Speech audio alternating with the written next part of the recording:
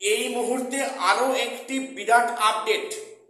একটু আগে এসএসসি মানে স্কুল সার্ভিস কমিশনের ওয়েবসাইটে প্রকাশিত হলো আরো একবার টেন্টেড লিস্ট। আচ্ছা, এই নিয়ে কবার হলো হিসেব রেখেছো? আজকের আবারও প্রকাশিত হলো 9, 10, 11, 12 অর্থাৎ শিক্ষকদের একটা লিস্ট, টেন্টেড লিস্ট, এবং সেখানে অশিক্ষক কর্মী অর্থাৎ গ্রুপ সি গ্রুপ ডির একটি টেন্টেড লিস্ট।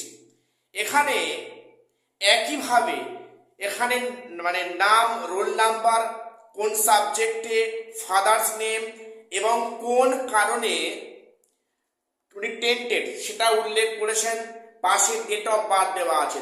কিন্তু আমরা যেটা চাইছিলাম যে স্কুলের লিস্ট ধরে স্কুলের নাম উল্লেখ করে, সেটা কমিশন উল্লেখ করছে না।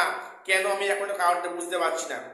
যেটা জানতে পারলাম যে 7/1/2026 7/1/2026 কলকাতা হাইকোর্ট থেকে যে নির্দেশ ছিল তার প্রেক্ষিতে আজকের এই টেন্টেড লিস্ট আবারও প্রকাশিত। এটা দেওয়ার উদ্দেশ্য কি? যাতে করে এই চলতি নিয়োগ প্রক্রিয়ায় কোনো টেন্টেড যদিও থেকে থাকে তাহলে সে যেন চিহ্নিত হয় এবং ফাইনাল প্রক্রিয়া যেন উনি বাতিল করে যায়। শুধু তাই নয়, সেই টেন্টেড ক্যান্ডিডেট যদিও চাকরি পান তাহলে সেই চাকরি পাওয়ার পরও কিন্তু যদি উনি টেন্টেড প্রুফ হয় তাহলে কিন্তু ওনাকে চাকরি থেকে বহিষ্কার করা হবে। এই মর্মে নাকি আজকে এই মানে লিস্টটা পুনরায় দেওয়া হয়েছে। সেখানে প্রায় 3512 মতো হচ্ছে কি অশিক্ষক কর্মী এবং 1806 মতো আছেন শিক্ষক কর্মী, অর্থাৎ ক্লাস 9, 10, 11, 12।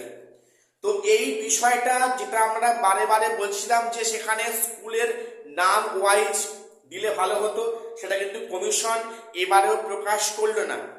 এটা নাকি প্রকাশ করার উদ্দেশ্য কি? যাতে করে টেন্টেডটা যদি এই প্রক্রিয়ায় ঢুকে থাকে তাহলে যেন তারা অবশ্যই চিহ্নিত হয়ে যাবে, এটাই বিষয়। তো এই যে টেন্টেড লিস্ট পুনরায় মানে প্রকাশ করা হলো, তাহলে কি কোথাও মনে হচ্ছে না যে এই নিয়োগ প্রক্রিয়ার মধ্যেও টেন্টেডটা লুকিয়ে ছিল, যার প্রেক্ষিতে হাইকোর্টের রায়ের চাপে বাধ্য হয়ে কমিশন এই মানে এই লিস্টটা আবার পুনরায় প্রকাশ করেছে এবং সেখানে কি অ্যাড করেছে যে সে ব্যক্তি কি কারণে টেন্টেড, ওএমআর মিসম্যাচ কি, র্যাঙ্ক জাম্পিং, কি কি কারণে সেটা লাস্টে উল্লেখ করা আছে।